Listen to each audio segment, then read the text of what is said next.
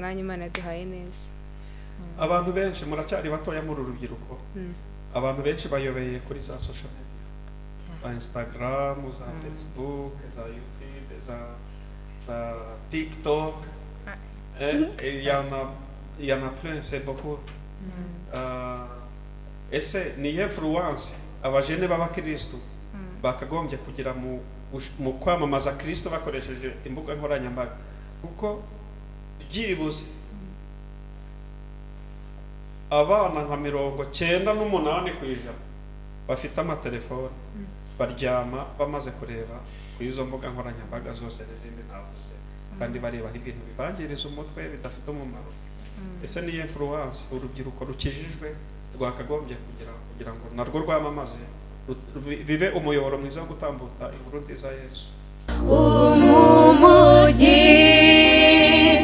Shawawe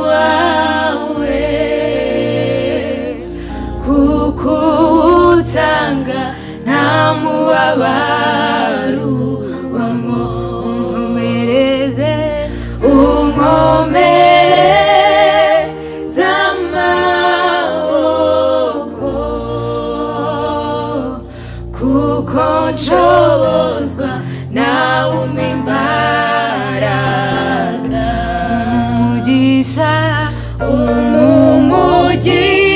umugisha wawe kuko utanga nta mubabaro ubamo, unkomereze amaboko kuko nshobozwa nawe umpa imbaraga. Umugisha. Ese wenda hari abantu bashobora kuba bazi papa wanyu ariko mwebwe batari babazi. Ese mwabaha amahirwe yo kumenya basi muri abana ba Bishop nde? Watubwiye ngo kiri umwana babahatizaga gusenga. Uje byageze ni gute? How did you get used to it? Ni gute wabigombye? Ni gute Mwabikomeje ngo kuba wavuze ngo byageze aho ngaho nyine mwari mwarabihaze mubona ari ibintu bihora bisubiramo. uwo mwete wavuye he wo Wo gushaka kubikomeza, gukomerera muri byo. Ya bo ahantu umwete wavuye kuramya Imana. Ese kuramya Imana bivamo uburyo bwinshi cyangwa baramya Imana baririmba gusa? Iyo baramya Imana bararirimba gusa cyangwa ushobora no kuramya Imana utari kuririmba?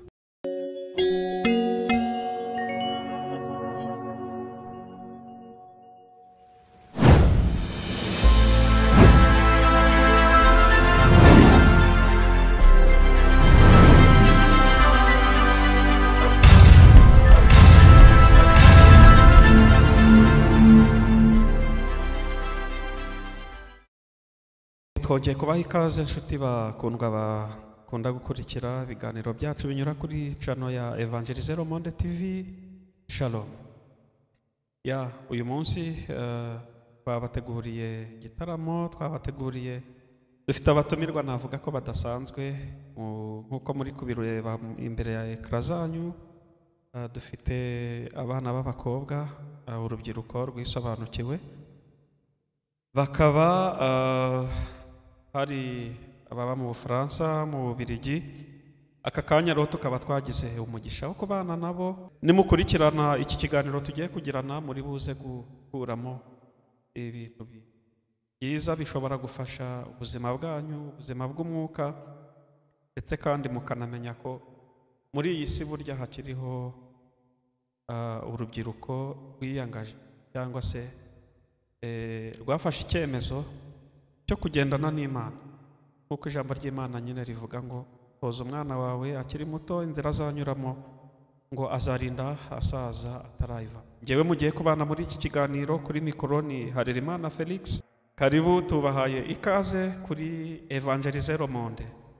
Evangeliser Le Monde ni chaîne isakaza ubutumwa bwiza, dukora ibiganiro by'isanamitima, ibiganiro birimo ubuhamya bw'ibyo Yesu akorera abantu, kuko umuririmbyi yaravuze ngo numara kumwemera nk'umukiza wawe uhamye mu bandi ibyo yagukoreye. Tugakora n'ibiganiro bishingiye ku ijambo ry'Imana ndetse n'ibiganiro byo kuramya Imana no guhimbaza Imana, ari wo mwanya twabatumiyemo muri uyu mwanya mwiza tugiye kugira.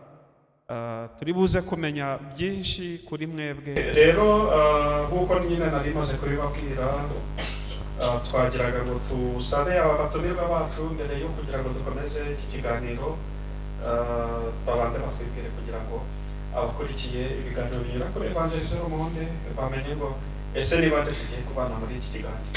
Tubahaye ikaze. Murakoze. Amazina yanjye nitwa Karasirapisi Deborah, nkaba nishimiye kubana namwe uyu munsi. Murakoze. Yego, Pisi Deborah.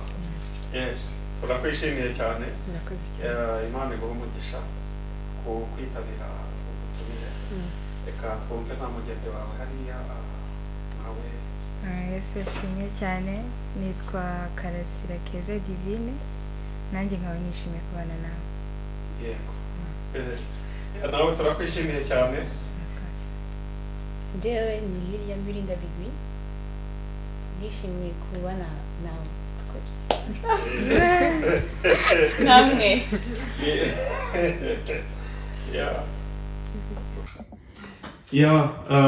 Dufite hari Lilia Murinda Bigwi ngo arishimye nawe kubana namwe cyangwa natwe.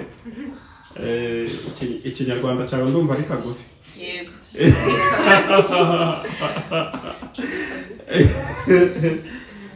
Rero tugize umugisha nyine wo guhura n'aba bakobwa. Uru rubyiruko ni abana b'abakobwa rwose, kandi bahagurukijwe no gukorera Imana kuri uyu mugabane w'i Burayi. Ntabwo biba byoroshye. Nagira rero ngo turebe mwembi babiri uko mwegeranye. Umuntu arabona ahari murasa cyane, ntabwo nzi impamvu musa ku rwego rwose bitangaje gutyo. Ese hari icyo mupfana? Bimeze bite? Yego, turavukana. Muravuka. Okay, umukuru ninde? Njyewe.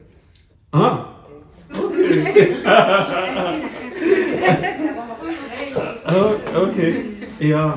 Mukaba muba ku mugabane w'i Burayi, ahagana he? Mu Bufaransa, mu Budage, mu Bubiligi? Mu Bubiligi. Mu Bubiligi, i Buruseli. Mukaba musengera muri he torero? Betel Temple. Rero uyu munsi nyine, uyu mugoroba dufite umugisha wo kubana n'abavandimwe babiri bari kumwe n'inshuti yabo. Sinzi nabi icyo bapfana, niba bavukana.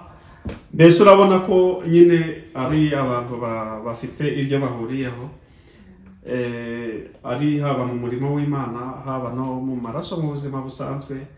Rero ni iby'agaciro cyane. Akaba rero Lilia ari kuzine wabo. Wenda nkubajije, cyangwa se ubundi iyo bavuze ngo kuramya Imana ni iki, wowe ubyumva ute? Iyo bavuze ngo kuramya Imana akenshi nko mu nsengero cyangwa n'ahandi uzumva bavuga ngo tugiye kuramya Imana. Ubundi iyo wumvishe ijambo kuramya Imana, worship cyangwa se louange, donc wowe mu bwenge bwawe ni gute wumva ijambo kuramya Imana cyangwa icyo bivuze mu buzima bwawe? Sinzi wenda uri bugisubize. Kuri njyewe numva kuramya Imana biba bimeze nko gusenga. Yego. Kuko ni uburyo bwo kuvugana n'Imana no kuyibwira. Hari ukuntu there's that presence you feel iyo uri kuramya Imana bivuye ku mutima. Ni atmosphere nziza. Mbere y'uko umuntu asenga, ntekereza ko ubanje ugatera nk'indirimbo ya worship. Ari bikujyana ahantu bikakwinjiza mu mwuka wo gusenga neza, guhita utangira usenga ako kanya. Niyo mpamvu numva worship is very ibintu biri important cyane tubikoze.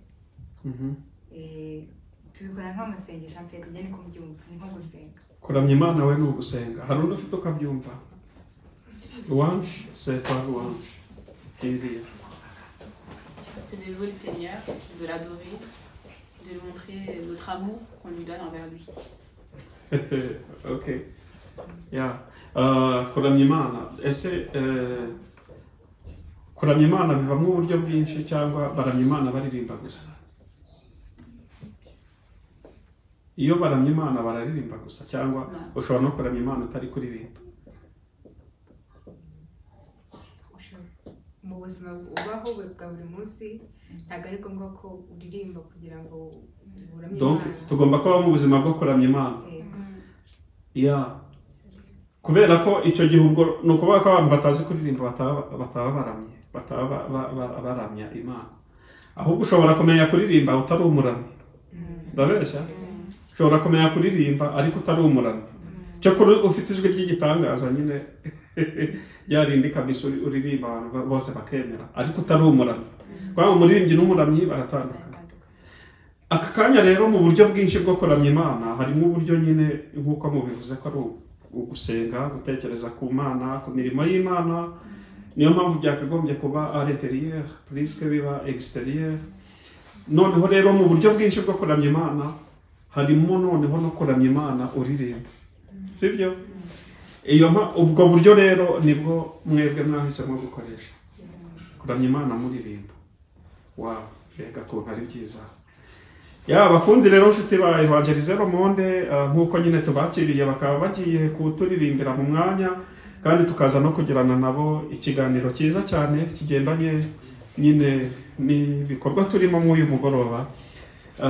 Niko namwe tubakiriye kuri iyi channel aho muherereye mwese, ari abari ku mugabane wa Afurika, ari abari Burayi, aho uru rubyiruko rusengera, abazabona video zabo. Rero turabasuhuje cyane.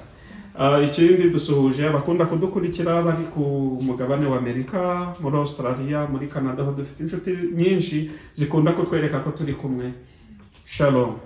Imana mwese ibahe umugisha. Rero ntucikwe, ukomezanye natwe uraza kunguka byinshi kuri uru rubyiruko. Twagiye rero tugiye gukoresha bwa buryo mwebwe mwahisemo gukoresha bwo kuramya Imana muririmba. Sibyo? Ese ubundi mirimo mukora mu itorero ni iyihe? Ni ukuririmba gusa cyangwa mufite n'ibindi mukora? N'ibindi byinshi. Abibiri wenda.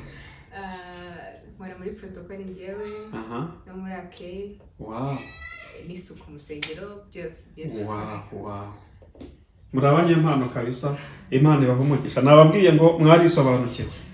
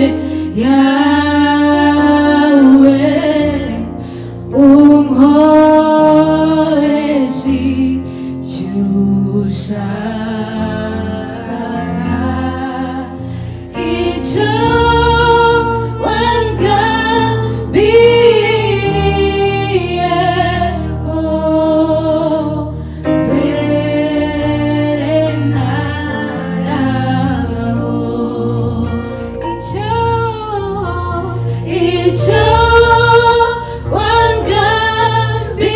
wangambiriye, oh, mbere ntarabaho, dore ndi imbere yawe,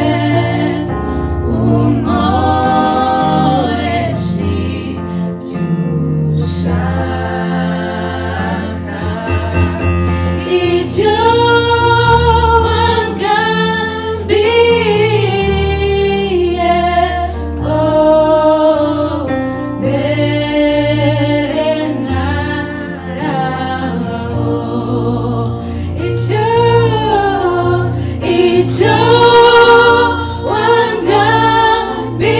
wangambiriye, oh, mbere ntarabaho.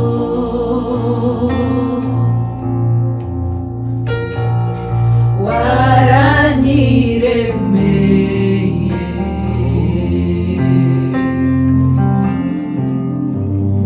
ndiho kubwawe, sindi uwanjye, sindi uwanjye,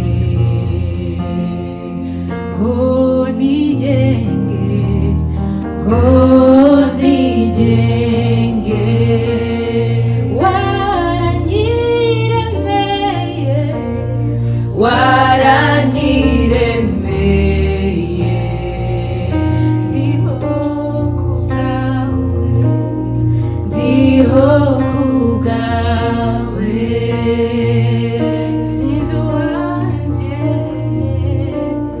sindi uwanjye, ngo nigenge, ngo nigenge,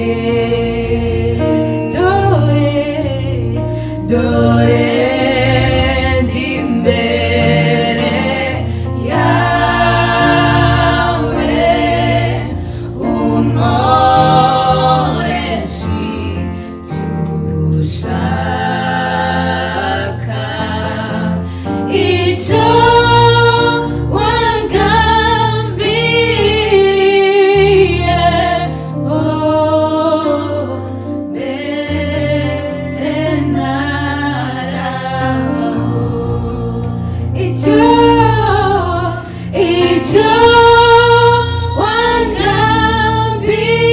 wangambiriye, oh, mbere ntarabaho.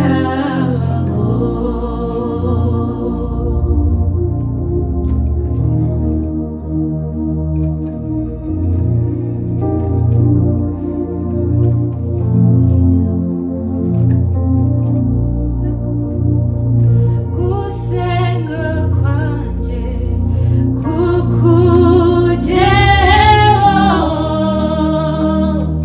manura amahoro yanjye, ndagukeneye ku manywa na nijoro, ibihe byose umbe hafi, gusenga kwanjye kukugereho, manura amahoro yanjye.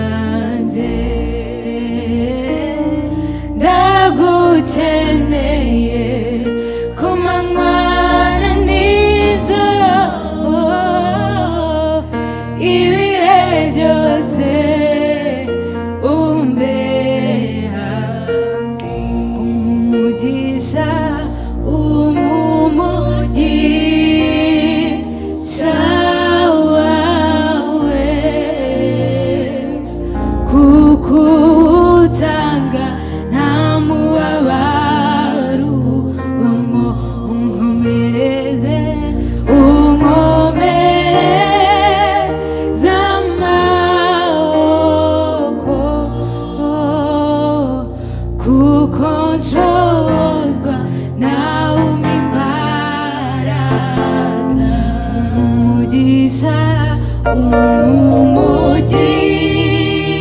umugisha wawe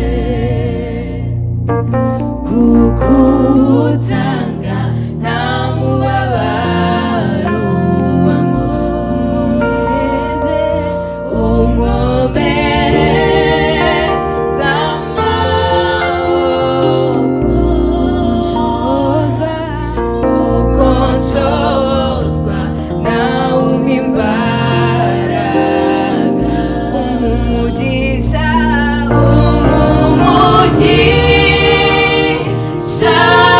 wawe kuko utanga nta mubabaro ubamo unkomereze unkomereze amaboko kuko nshozwa nawe umpa imbaraga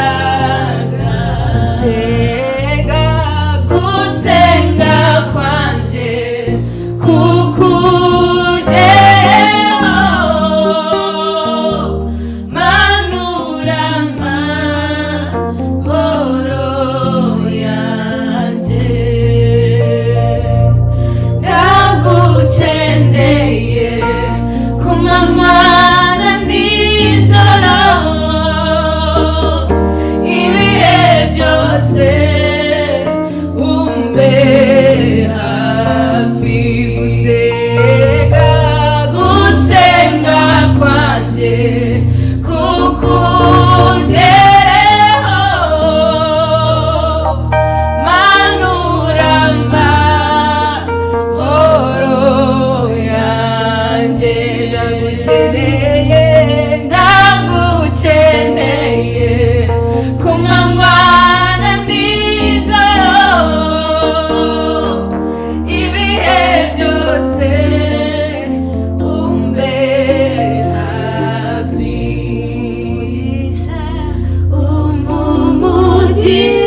umugisha wawe kuko utanga nta mubabaro ubamo unkomereze unkomereze amaboko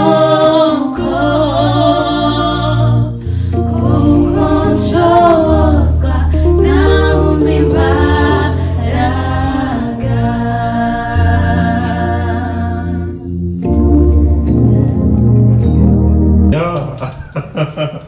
nk'uko rero twabibabwiye murumva ko uko navuze ngo barisobanukiwe mu by'ukuri bamenye ko amajwi yabo n'ubusore bwabo cyangwa ubukumi bwabo bagomba kubishyira mu nzu y'Imana kugira ngo baserive mu murimo w'Imana. Indirimbo mwaririmbye bwa mbere ni iyande? Iya James na Daniel. Turambura ibiganza tubanze tubasabira umugisha kuko bahimbye indirimbo nziza iruhura imitima y'abantu. Iyo ndirimbo ivuze iki ku buzima bwanyu? Sinshaka gukora ibyo nge nifuza, ahubwo ngo nkoresha icyo wampamagaye. Ishatse kuvuga iki mu buzima bwanyu iyo ndirimbo? Muyumva bwa mbere ni nk'iki cyabatiriye cyatumye namwe muyiga mukavuga ngo iyi ndirimbo tugomba kujya tuyiririmba? Moi, personnellement, cette musique, quand je l'ai écoutée, c'est que je ne veux pas devenir ce que moi, j'aimerais être. C'est que, par exemple, je voudrais être agent immobilière. Dieu, c'est le Seigneur qui choisit que moi, je vais être agent immobilière. C'est que je ne suis pas maître de ce que je veux faire dans ma vie. C'est lui mon guide. Et c'est... ibyo bintu uvuze uko bivuze nyine mu gifaransa ushobora kwesaya kubishyira mu kinyarwanda? Kuri njyewe yego iyo ndirimbo iravuze ngo ibintu byose ushaka gukora mu ushaka kuba mu buzima nangu ushobora kukubwira ni njyewe ndashaka kugenda gukora agent immobilière. Non, ni Yesu akubwira akugitamu Yeah. Wowe ntushaka kuba icyo wifuza kuba cyo, ahubwo usaba Imana ngo ku bwawe wowe urashaka ko Imana ariyo imenya ibigukwiriye kurenza wowe ibyo wifuza. Ku cyawe gito wowe wifuza kuba aja immobilier, ariko Imana niyizi mu by'ukuri icyo ririya yaba cyo. Yes. Ni byiza. Namwe nuko mubyumva. Uriya uhagata ariko kuki ndi kubaza n'abantu bashije ijambo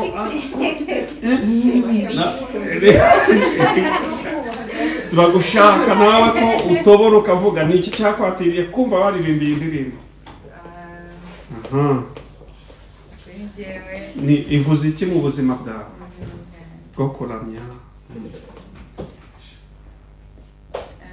Ntekereza ko imigambi y'Imana cyangwa ibyo dushaka ari byiza kurusha ibyo dutekereza. Wow. Rero kuba icyo nshaka hari igihe kuri njye ntekereza ko ari cyo gikwiye cyangwa aricyo cyiza, aricyo cyiza, ariko we ibyo nshaka n'icyo ashaka kumva aricyo cyiza kurenza wowe icyo wifuza kuba cyo.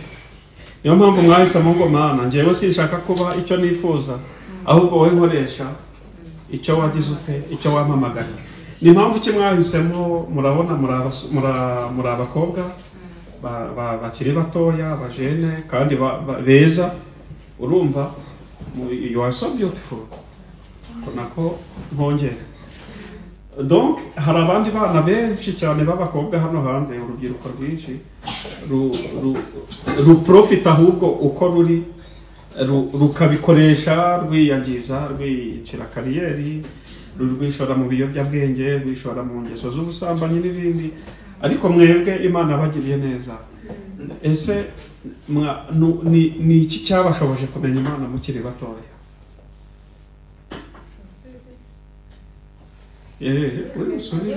Cyangwa ari wowe? Mfite njye nakuriye mu nzu y'Imana. Ababyeyi banjye deja ni bishop na pasiteri. Wow. Mama ni pasiteri, papa ni bishop. Rero kuva nkiri umwana rwose nakuriye mu rusengero. Wakuriye mu rusengero? Rero nibyo niho namenye Imana. Wagize amahirwe yo kumenya Imana kuko wagize amahirwe wenda bonshimira n'ababyeyi bawe ko nyine babigufashijemo bakagutoza cyangwa bakabatoza inzira mugomba kunyuramo mukiri batoya. Ijambo ry'Imana avuga ngo muzarinda musaza mutarayivamo. Ariko nanone hari igihe umuntu abijyamo nyine akiri umwana, ariko yamara kwegera hejuru amaze gukura guca ubwenge akabona bya bindi bajyaga bamujyanamo. Bo nanjye navukiye kwa pasiteri, hari igihe badusengesha amasengesho menshi cyane y'urufaya. Ngiye kubaho urwenya gato. Hari igihe twebwe twari dufite icyumba cy'amasengesho ariko cyo mu rugo, kandi buri mugoroba turogurisha yuko tugomba kuryama. Buri wese yasenze ayo masengesho, ndetse buri mwana yabaga afite umunsi wo kuyobora no kuvuga ijambo ry'Imana. Noneho hakaba hari igihe badukura no mu bitotsi twisinziriye, ati kuki mutasenze, ati nimuze mubanze muze. Noneho nkaza ndabyibuka ko nakundaga wenda mbyutse na murumuna wanjye tukaza mu masengesho nyine muri salo gusenga. Noneho tukaza twivugisha nyine twituka mu ntamata wasiki ngo ari kwiba isengesho byabo bya buri munsi. Urumva kubera ko ni ibintu twabaga twaramenyereye, noneho tukumva ni nkaho tubaye degute. Ariko naje kumenya ibanga aho noneho nihuriye na Yesu personellement, atari y'Imana, noneho nkesha ababyeyi. Kuko hari ibintu byinshi dukora mu rusengero atansiyo, kuko turi gusuiva igiture cy'ababyeyi. Nuko bango ese ntagiye gusenga, papa ya musaza sinamukira ngomba kujya. Noneho ugasanga dusuivye icyo giture, ariko njyewe nakise ngo ni igiture gitagatifu. Uri kumva? Kubera ko bifite ukuntu bikugorora, niyo ushatse kuyoba wibuka ko wigeze ukandagira muri iyo nzira bikakugorora ukuntu. Rero mbifurije kutazava mu iyo nzira. Lilia, wowe ni iki cyagushoboje kumva ukunda Imana, kumva ukunda gusenga, kumva ubwiza bwawe, n'ubukumi bwawe n'ijwi ryawe ryiza ugira n'uburanga bwawe wumva warahisemo kwitandukanya n'urundi rubyiruko ruri kwitwara uko rwishakiye wowe ugahitamo kuba mu nzu y'Imana? Moi, j'ai grandi dans une famille déjà chrétienne, avec ma mère, mon père. Ils me ramenaient toujours à l'église. Mais le moment où j'ai commencé à prier, à connaître le Seigneur, à me rapprocher de lui, à trouver ma voix, à trouver mon don, parce qu'avant, je ne savais pas que je pouvais avoir une voix. Et bah, c'était vers l'âge, il y a 2 ans, vers 16 ans, 17 ans, 15 ans, comme ça.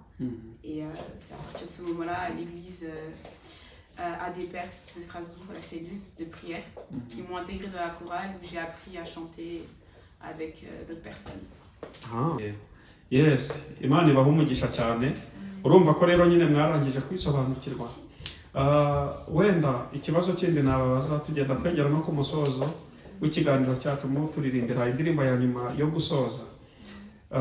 Urumva hari umukoro abantu mukurikiye iki kiganiro wenda muri urubyiruko muri kubona ko hari bene wanyu kabisa bafashe icyemezo cyo kuba mu Mana no gukurikira Imana no kuririmbira mu nzu y'Imana no gusenga, ariko hari na devoir ku babyeyi namwe muzakurikira iki kiganiro, kubera ko mwumvishe ko buri muntu wese yagiye agaruka ku babyeyi ati ngewe nakuriye muri famiye y'abakristo, ngewe papa deja ni pasteur. Urumva hari uruhare rw'ababyeyi ariko hari n'uruhare rw'abana, ariko uruhare rw'ababyeyi narwo ntabwo rukwiye kwirengagizwa.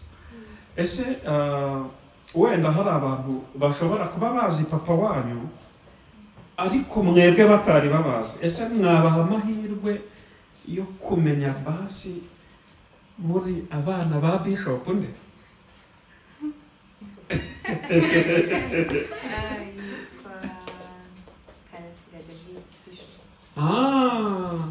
Yes, aba ni abana ba Bishop Karasira David.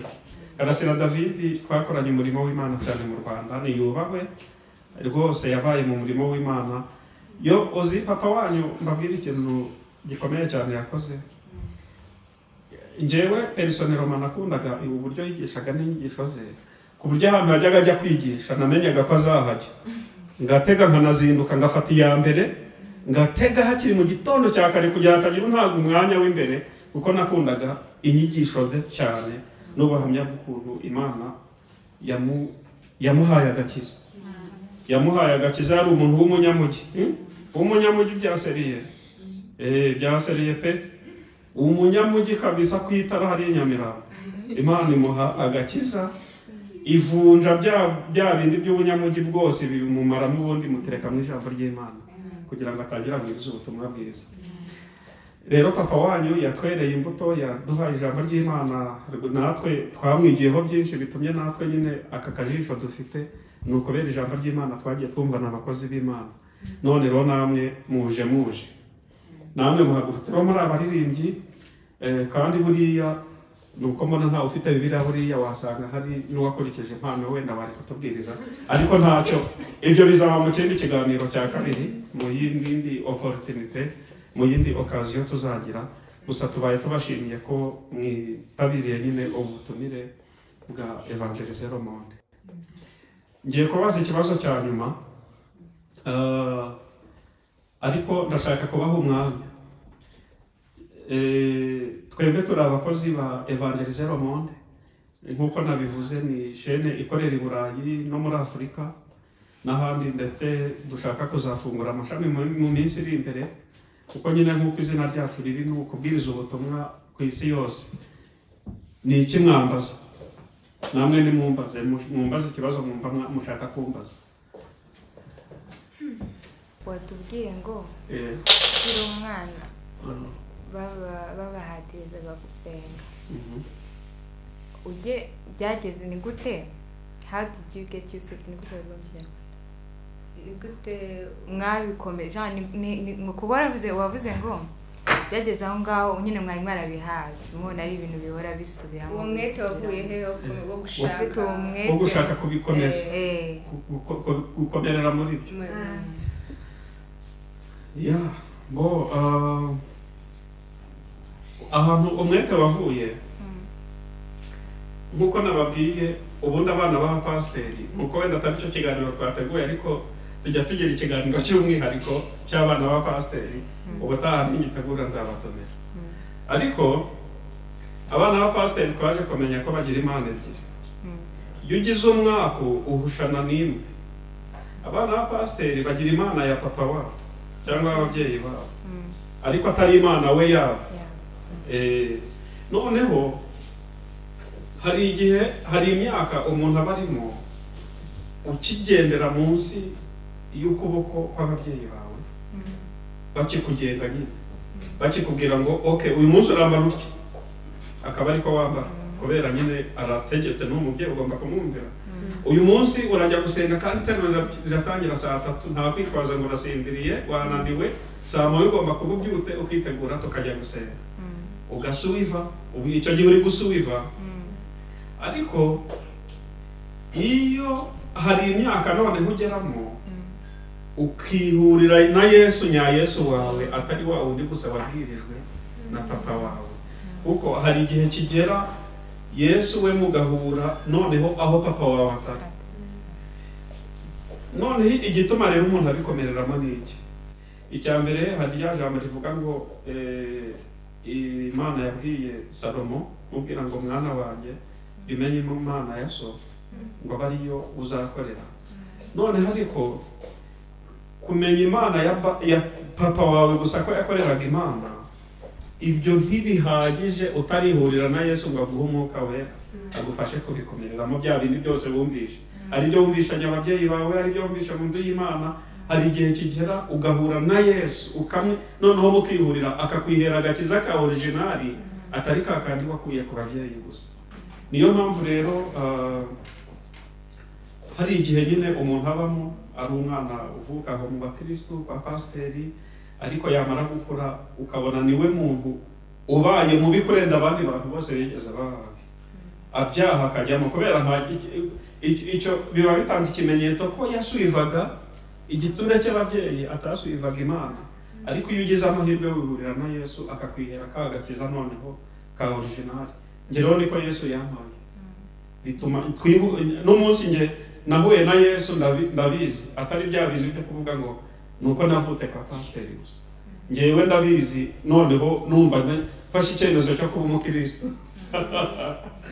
kandi ubu urumva nari umukristo ariko nari ntarari umukristo pratika ahubwo nari umukristo wa papa rero nicyo nabifuriza guhura na Yesu akabuzuza umwuka wera n'ahantu papa wanyu atazabara mukazagumana wa Yesu mwamwumvanye utabate n'uwo cya giture cya pani kigihe hari ngiye kandi ko nibyo nishakiye yes hari undi wagira wenda ikindi yabaza okay rero tugiye gusoza ikiganiro cyacu kandi nakoze ariko nanone nk'uko twatangiye muturirimbira turagira ngo nanone muduhe harya babyita akanozagenda ashingura cumu ya sinda okay rero turagira ngo muturirimbire indirimbo wenda ya nyuma tugenda nyine twegera ku musozo w'ikiganiro cyacu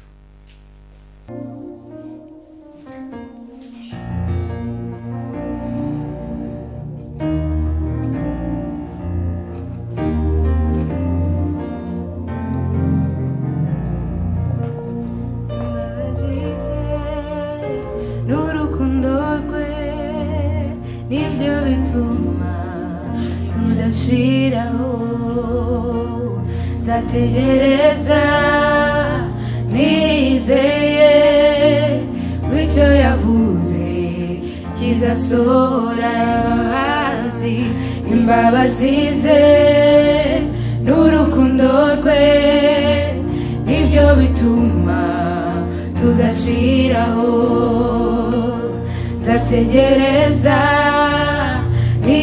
nizeye ko icyo yavuze kizasohora. Imbabazi ze n'urukundo rwe nibyo bituma tudashiraho.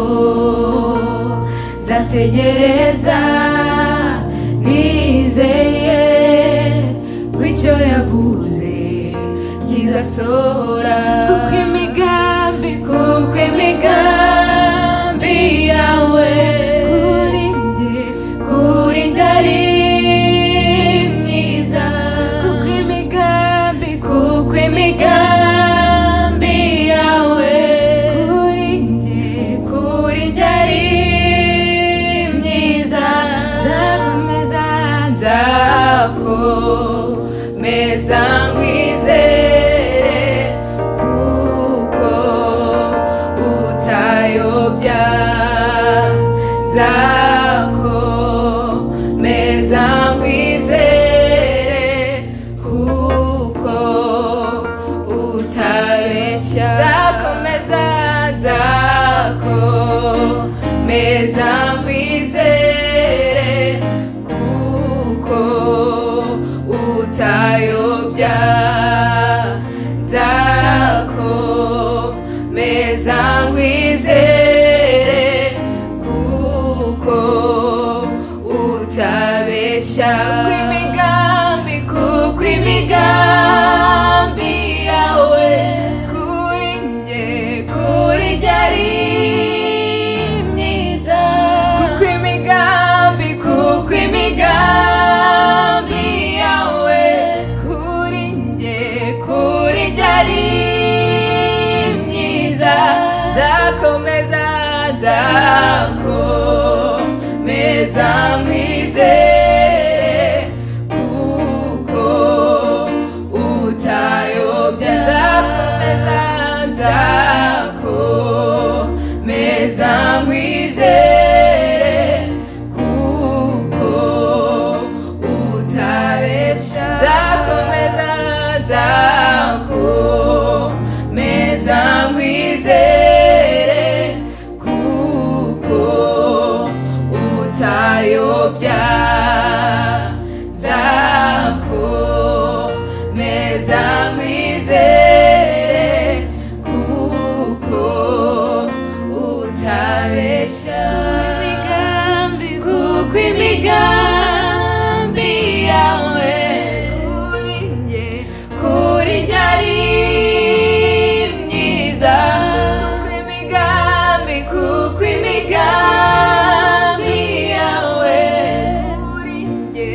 kuri njye ari myiza.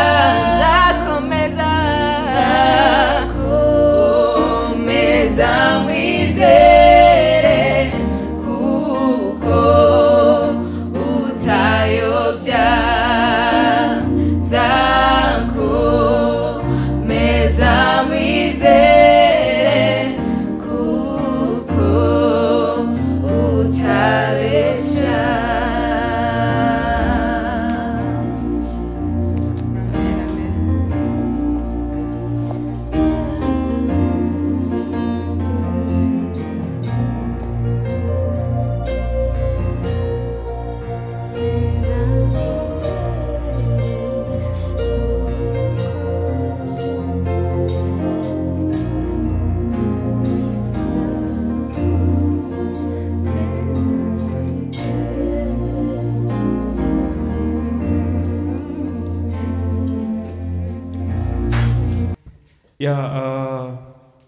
Imana ibaha umugisha. Tubasabiye umugisha. Ubuyobozi bwa Evangelisation Monde TV burabashimiye ubw'umwanya wanyu mwafashe kugira ngo muze dutarame muri iki gitaramo cyiza. Turi gusoza agira mbaha amahirwe umunota umwe, umuntu wese muhe okaziyo y'umunota umwe yo gusuhuza abantu batatu yumva bamuje ku mutima. Bazamureba cyangwa se bazakurikira iki kiganiro, ari abari muri Afurika, ari abari Burayi, ari abari mu itorero musengana, abantu bumva bakujemo wasuhuza.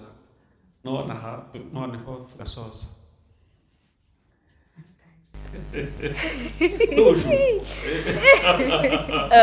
umuntu wa mbere nje ku mutima cyane ni papa kuko nyine tutari kumwe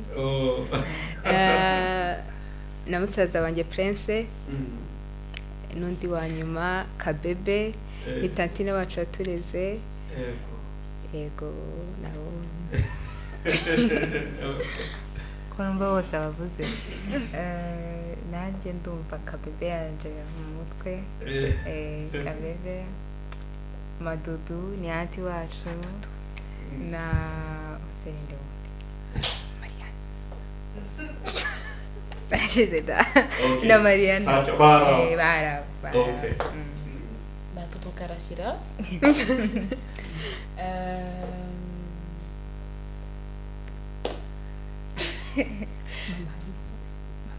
Mama Alifa, Anina Anifa. Okay. Ya nanjye rero nanjye nsuhuje abakristo bose bo mu itorero musengeramo ndabasuhuje ndetse suhuje na papa wanyu nanjye Bishop David Karasira rwose Evangelist Roman yamusuhuje kandi turanamushimiye dusuhuje nanone mwese kandi dusabira umugisha abazakurikira iki mufite urubyiruko mwigana mufite urubyiruko mujya mubona mufite abajene benshi mujya mubona batameze nkamwe mbese niki mwagira inama urundi rubyiruko cyangwa inyungu zo kuba muri Yesu kuri mwe nizihe ku buryo mwabishishikariza n'urundi rubyiruko rutaramenya Imana kugira ngo bayoboke inzira namwe mwayobotse ibi nizihe nama mwagira urundi rubyiruko rutagize amahirwe yo kumenya Imana nkamwe mukiri batoya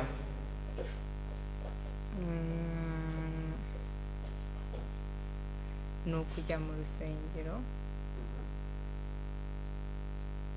ukishakira Imana yawe kuko nk'uko uvuze ni urubyiruko rutazi Imana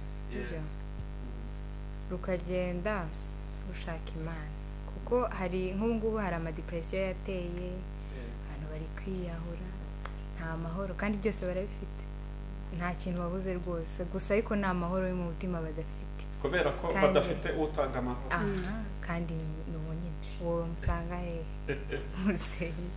rero ndumva ari ibyo nababwira ni ugushaka Imana ukagira n'inshuti kuko akenshi buriya abantu bakora kubera inshuti zabo ibyo babimfluencizemo gukora rero ugashaka inshuti zizi Imana zikujyana mu Mana abantu bafite bakwankuraje kujya muri iyo nzira ese bakirinda ibigare ego ibyo ngibyo ibyo nabifuriza nawe nuko byumva rero regarde Jésus-Christ son meilleur ami.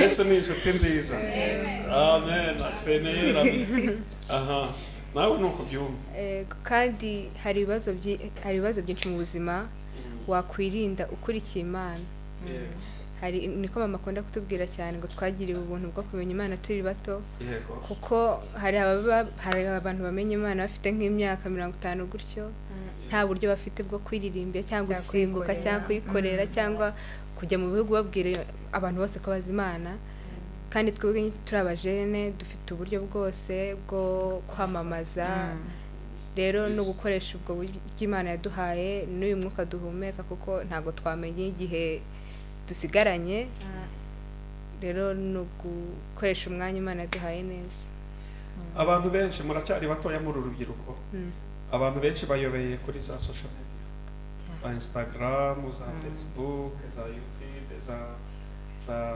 TikTok il y en a plein c'est beaucoup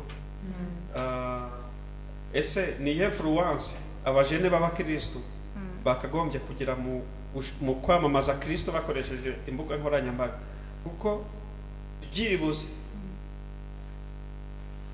abana nka 98% bafite amatelefone baryama bamaze kureba ku izo mbuga nkoranyambaga zose n'izindi navuze kandi barebaho ibintu bibangiriza umutwe bidafite umumaro ese ni influence urubyiruko rukijijwe rwakagombye kugira ngo narwo rwamamaze bibe umuyoboro mwiza wo gutambutsa inkuru nziza Yesu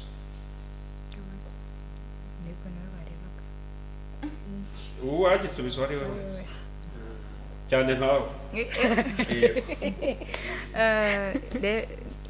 gukoresha impano Imana yaguhaye, kuko njyewe mfite impano yo kuririmba n'iyo kubyina, rero ukabikoresha ukuramya Imana, kuko n'abajene ibyo byose uvuze ni TikTok n'iki byose baba bakora amavideo baririmba baririmba indirimbo z'isi atari iz'Imana. Rero abazi Imana barayimenye, bakaba ari byo bakoresha baririmbira Imana, bapostinga indirimbo nyine, bapostinga n'amakots, amajambo yo muri Bibiliya, amakots uko nguko nanjye mbigenza, yanjye yankoresha mbigenza, ndaririmba. Namwe mufite za social media? Yego, Facebook, Instagram ntabwo ari cyane ariko okay.